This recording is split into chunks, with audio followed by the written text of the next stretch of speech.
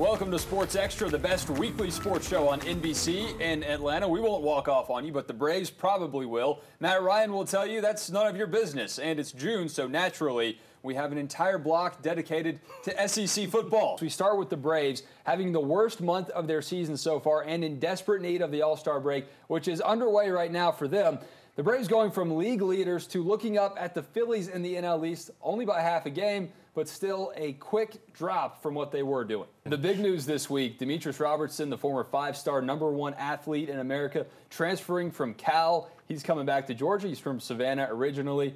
Is it to Georgia's advantage, hear me out, for Demetrius to play right away in 2018 if the NCAA lets him play, or to kind of stack up and let him play in 2019? The toughest course that a lot of these guys will play, a lot of them call it car nasty. Is it even fun to watch the pros struggle at the game, or do you want to see them play good golf? You know, they had shaky starts in the past. Foltynewicz trying to be more consistent. Newcomb rock solid in May. He had more wins than anybody in Major League Baseball. Let's go to Flowery Branch. Still no sign of Julio Jones down at the Branch. A few weeks ago, Falcons head coach Dan Quinn said that Matt Ryan and Jones have worked out in the offseason, but he didn't give us any more details. And Ryan, well, he didn't give us any more details this week at OTAs, and doesn't sound like he plans to. The SEC spring meetings wrapped up in Destin, Florida earlier in the week. Now our panelists will get to flip the script. They're behind the podium talking about the hottest topics from the week. Barrett Sallee starting us off. Nick Saban says losing late in the season impacts teams more than losing early in the season.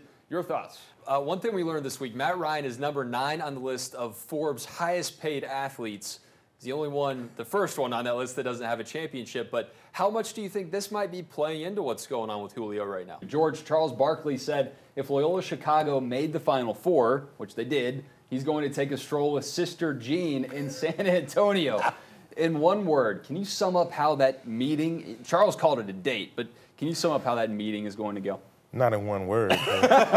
T.O. still thinks he can play. He probably does think he can play. Footwork looks good. He's in great physical condition. The Braves are playing well. They're playing a team this weekend that they had not swept in St. Louis since 2012. So the game against the Cardinals, a big deal if you're keeping up with such things. Maybe even as large as the beard that Mike Foltynewicz is sporting these days. It is impressive. That's the reaction you tend to get. And then Freddie Freeman.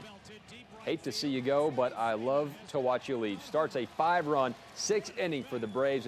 Well, they say rubbing is racing. Here's the end of the Monster Energy Series race at Chicagoland. Kyle Busch taking out Kyle Larson. Little Kyle versus Kyle. Busch prevails in the 18 Skittles car. That is how you do it. He got booed as he ran off the track by the fans at Chicagoland, but Busch doesn't seem to care. He loves that stuff. Former Brave Gregor Blanco and current mascot Blooper battling at SunTrust Park, the lightsaber duel, and I'm sad to say that a lot of Braves fans probably enjoy seeing that because Blooper not the most popular mascot. Atlanta United is the best team in Major League Soccer. How about that? After beating the Chicago Fire 2-1 last night, the club has a 7-1-1 record, and that's after losing its first match of the season. A second inning, Diamondbacks up 1-0. Zach Greinke fouls to right off of Sean Newcomb. Now keep your eye on the ball. Young fan gets it, but then his buddy says, that's my ball. Yeah, Cal transfer Demetrius Robertson is a Georgia Bulldog, but like he said, if that's all you care about, then you don't get it. He also likes the finer things in life, like painting and drawing. Now, truth be told, I don't think Bulldogs fans are caring about his artistic skills. First and foremost, they are glad that Kirby Smart's masterpiece of building rosters got a fresh coat of paint. Robertson, a freshman All-American at Cal. So you've been out of work for a little while. You're injured, and you're on a business trip with your best friend. Where are you going? Going to get a pedicure, right? That's what Ozzie Albies and Ronald Acuna Jr. did in St. Louis. Braves rookie tweeted, "I'm back, my people," this afternoon. The injury in Boston more than a month ago looked really bad. The return of Acuna after working out in Gwinnett, hopefully very good. Smoltz had one more birdie in the bag on 12. Didn't need the putter. Par 3 off the back of the green. He finished 22 over par. Yeah, it's in there, John. The Premier League mentioned Atlanta United's Brad Guzan in a tweet about the royal wedding, saying, just like Meghan Markle, he's a keeper. Get it? I don't endorse that joke. It's awful. That is all for sports. Have a great Sunday. Justify won the Kentucky Derby, the first horse to not race as a 2-year-old and win the Derby in 136 years. Just needed 3 inches of rain for good luck, and this guy's hat might have helped as well, celebrating Cinco de Mayo and the Derby. Next inning, same score, Ender Inciarte. The base hit to right, that scores Ryan Flaherty, and then it's 3-0 Braves when Freddie Freeman cranks this one to right. Ozzie Albies is so fast, he scores from first. Freddie Freeman with the triple. Don't worry, Freddie, you're safe. The Braves win it 4-1. Mike Foltynewicz, 6 innings, 3 hits, 1 run, 6 Ks. The 4 teams in the South region are set for the Sweet 16 at Phillips Arena next week. It's the first time a regional has 0 1 seeds in tournament history. The region where your bracket goes to die. Ron?